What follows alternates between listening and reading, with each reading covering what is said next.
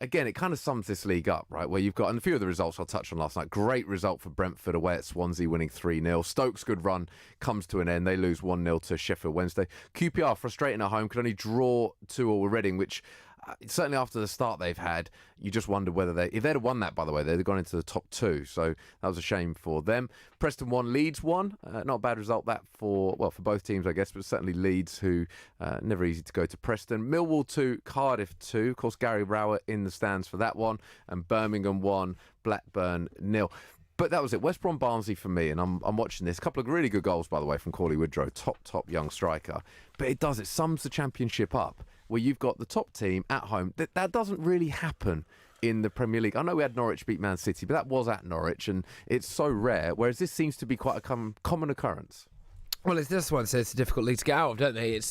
Clearly in the Championship, there's not a massive golfing class maybe, and there is in the way that the top of the Premier League towards the bottom of the Premier League. So yeah, definitely. But yeah, good result, yeah. Indeed. Just touch on Brentford. Mentioned they had a good win away at Swansea. They're starting to get going now. You feel that Brentford's starting to just generate and gather a little bit of form. They're now only 4 points outside of the playoffs. Like I say, not so good for QPR. Good win for Sheffield Wednesday. Again, they're going along really nicely. Sheffield Wednesday currently third in the table. They did beat Stoke, so Stoke's good little run comes to an end. There's a couple of interesting fixtures as well tonight. So I mentioned I'm going to go and watch our very own Charlton. They're away at Bristol City. Derby County taking on Wigan Athletic. Fulham at home to Luton. Of course, Luton beating Bristol City 3-0 at the weekend. Fulham, a little bit hit and miss this season, so it'll be interesting to see how that one plays out. Huddersfield Borough. Who would have thought that would have been the bottom of the table clash in the Championship? But it is. Huddersfield taking on Borough tonight. Unless it was the battle for worst night out in the UK. Yeah, worst town. Yeah. When do we go national again? Not yet. Good. So we can just keep on saying these things. Oh. Although be careful when you talk about Bolton, because again, my mum is from Bolton. Forest versus Hull as well. And just to touch on League One, because of course there was plenty of action in League One. Bolton had their first win of the season. They won 2-0 yesterday. What do you make of that? I mean, we touch on Bolton, the issues they've had. They did win 2-0 yesterday away at Bristol Rovers, so obviously a disappointing night for Bristol Rovers. There's some really interesting results in League One, actually. I mentioned earlier as well, Doncaster beating Southend 7-1 at Southend. Bolton won 2-0. They're now on -5 points, so they're gradually clawing back that -12. But they're now on -5 points. They are, they're 18 points off safety as it stands. There is, 34 games to go. Can they? No, it's done. It's over. But they had a good win last night. I'm going to repeat myself. They won 2-0 last night away at Bristol Rovers. They probably need, let me do my maths. They need 55 points from 34 games. Yeah. That's doable. It's not, is it? I think they played a 14-year-old at one point, didn't they? Well, I don't know if it's 14. That's a little bit of an exaggeration. But no, they played some young players earlier on. But no, they have now obviously brought in a lot of pros. They've got January as well. Now they've got backing behind them. They've got a little bit of money. They basically need, it's not even 2 points a game, which is the good news. They need, 1.8 points a game. So they need they need playoff form. If they get playoff form, they'll survive. Do you reckon they'll do it? I've just got a sneaky feeling. I know that the management team they've got in there are pretty good. I know the assistant very well, Dave Flitcroft, and I just think that actually they've got half a chance. I'm just having a look at that league table now. There you go. Bolton on -5, and Southend, whose Sol Campbell has just taken over from, are just above them on 5 points. Their goal difference is -25. Oh, it's horrendous. For me, Southend are done. But then you look at that team, of course, Bury have gone. So there's only the 3 relegation spots this season, which again gives Bolton more of a chance.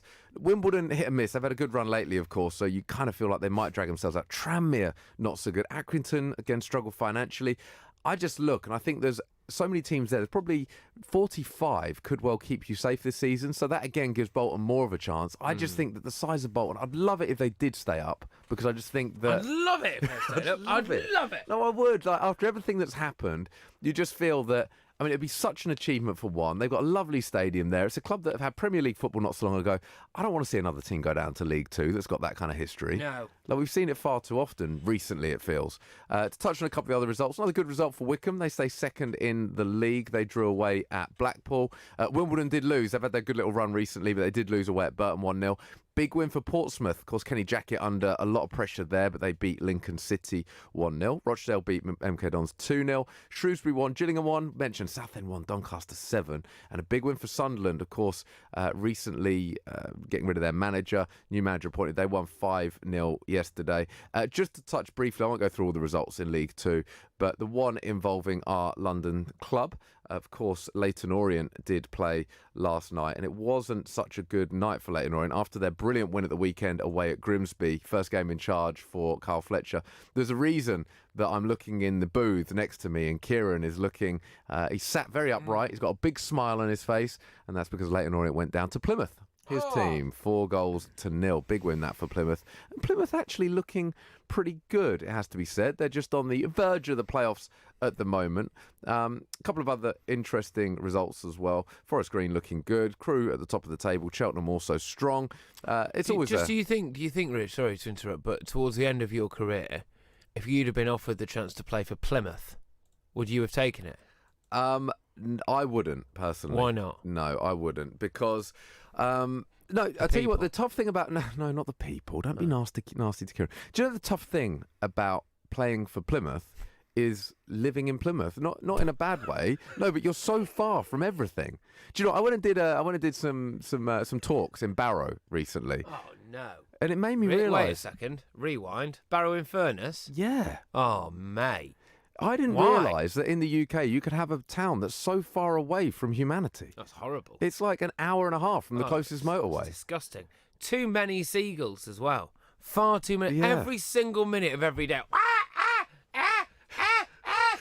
The whole time. You know what? I have 3.5 hours of it every morning, so it's opposite. Right. So look, the point is though, would I play for Plymouth? I wouldn't, because I value my life. I guess it's in the nicest possible way. Okay, this sounds bad now. I value my life. I like to be close to London. There you go. That sounds better.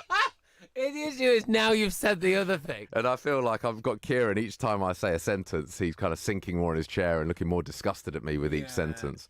Anyway. That rounds up the EFL. A big night of football in the EFL. As I mentioned, there's plenty more games going on tonight, and I do apologise to everyone in Plymouth. We're not national yet, are we, Kieran? No, we're not. We're not national. It's fine. Not yet. No, we love London. There you go. We love London. And all of a sudden, we're going to be this national-centric talking about Plymouth. Oh, yeah. Great things that are happening in Plymouth. Regular listeners are going to be just tune in a couple of weeks' time when we go national and just hear about. We're just doing a segment with the Plymouth Tourist Board. We're doing a tribute to Barrow today. Yeah, I think I've incensed Kieran.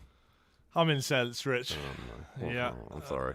I mean, I could just turn your mic off and me and Patrick could do the show if you want. You could. Yeah. Or it'd be far more enjoyable, actually. But it was a good win for Plymouth yesterday. No, it was a good win. And obviously, it must be a strange thing for Carl Fletcher to sit in the stands, watch a really good performance from Leyton Orient, win 4-0 away at Grimsby, and then his first game in charge loses 4-0. You know, that is a big, big difference, an 8-goal swing in 3 days. I think it will give him an idea as to the job he has at hand, which it's... And look, they're sat, I mean, mid-table now. They're 17th, but, they're... Well, they are 17th, but that middle... well, this is it. They're 5 points off the playoffs, yet 10 points off relegation. That's the point. Exactly. So it's kind of, if anything, you'd argue that they're top half, even though they're not, and that sounds ridiculous. But they're not in a bad position. This is it. And I'm sure he's looking at it thinking, well, all right, first port of call, obviously guarantee safety, which I don't think Leyton Orient have any problems with that this season. They're more than strong enough to guarantee that. But this is the league. This is League Two, where you know, because of 4 spaces, but 7, the top 7 are either 3 promoted or the next 4 in the playoffs. You know there's a chance. Yeah, and why is it so hard to get consistency and performance in that league? Is it the calibre of player down there? Or what is it about that league? It's a fair question. I think that... I tell you what I found the lower down was that like moments in games can have such a bigger impact. Whereas you feel, I don't know, City conceded a goal last night, you still feel they'll come back and win. Whereas I feel that sometimes the teams in League One, League Two, National League, they can be heavily impacted by something going against them. So they might be dominating early on, they concede, and you can see a team visibly crumble in front of your eyes. And that's my worry. There you go, points it out. The fact they go away to Grimsby and win 4-0 and look very, very comfortable, excellent win. And then last night, admittedly against a tougher team, but you're talking an 8-goal swing. That shouldn't be the case. Either way, by the way, Grimsby shouldn't lose 4-0 at home to Leyton Orient in the same way that, Leyton Orient really should go to Plymouth and put up a bit more of a fight. I mean, we saw some of the goals. Plymouth reasonably clinical from what I could see, but yeah, that will give him more of an idea as to the job he has got. The thing I would say, though, with any of these teams, not just Leyton Orient, but you've got Man Mansfield just below them. Now, Mansfield are one of the favourites for automatic promotion. You know, they've spent more than anyone in that league. Yeah. So, but also, even in 18th position, you know, I'm not looking at them thinking they're written off. It's one where they just need to generate a little bit of momentum. And you find that in League One and League Two, momentum can take you a really long way. Yeah, but I mean, even in the Championship, Rich, you remember Villa's promotion campaign. Yeah. You know, they were mid-table in March, and they went on a massive run, didn't they, of, what was it, like 11 straight wins? Yeah. It can happen in any form of the EFL, and that's what makes it so exciting, and that's why we love the EFL so much. It is indeed, and that's why I will be at a Championship game tonight, and I'm actually genuinely buzzing to be there. Bristol City, of course, taking on Charlton tonight. We're going to be talking some back pages. We're also talking to Brian Horn, former Millwall goalkeeper, shortly. We're also asking what song should England respond to the hacker with? Which is obviously because England play New Zealand in the rugby. I'm going for Hokey Cokey. I mean, we need something that is quintessentially British, something that we can really kind of hang our hat on, something that when we're stood there, we're proud, we're watching our boys sing something or do a dance to something. Yeah, do the dance, really. Yeah. Well, it's a dance, isn't it? And you need something that's not overly complicated. Yeah, well, so, yeah. You know, I mean, well, they've got enough. They've got to remember all the line-out routines and all that kind of stuff. So we don't want to cram their brain full of too much info. Obviously, the beauty of the Hokey Cokey is that effectively it's... Well, we grew up with it, didn't we? We did. I think the words are kind of self-explanatory. Macarena. Oh, I mean, that's a level above. I'll tell you, we're going to talk this in more detail because it is key. We want to respond. It's absolutely vital